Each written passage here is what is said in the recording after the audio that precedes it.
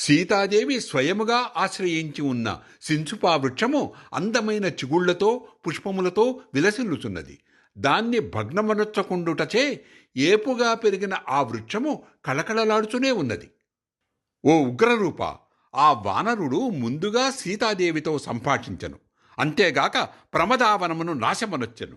ఈ రెండు మహాపరాధములను గావించిన ఆ భయంకరాకారుని తీవ్రముగా దండించుటకు ఆజ్ఞాపింపుము. ఓ రాక్షసరాజా, నీవు ఎంతగానో మనసు పడిన సీతతో సంభాషించుటకు సాహసించువాడు నిజముగా తన ప్రాణములపై ఆశ వదులుకొనవలసినదే. ఈ విధముగా పలికిన రక్కసిమూకల మాటలను విని రాక్షసరాజైన రావణుడు కోపముతో గ్రుడ్లునుముచూ హుతాగ్ని వలె భగ్గున మండిపడెను. మండుచున్న దీపము నుండి జ్వాలలతో కూడిన తైల బిందువులు రాలుచున్నట్లు క్రోధావేశముతో ఊగిపోవుచున్న అతని నేత్రముల నుండి అశ్రుకణములు జాలువారెను.